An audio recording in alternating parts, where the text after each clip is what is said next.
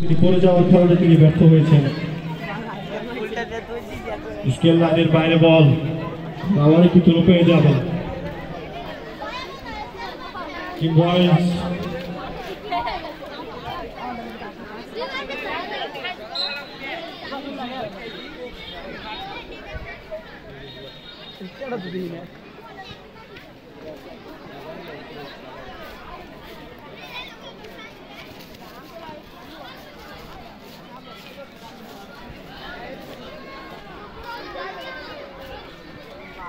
এই সাথে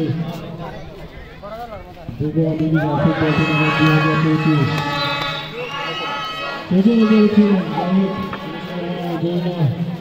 প্রায় 16-17 মিনিটের খেলা চলছে।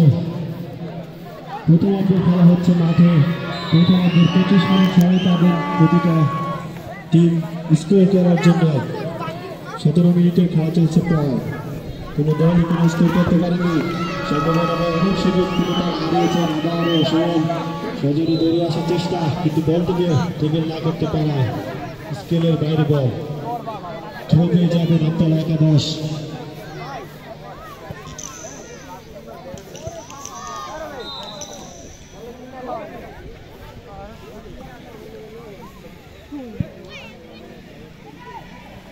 সম্মানিত সুধী, আমাদের আজকে গ্র্যান্ড ফাইনাল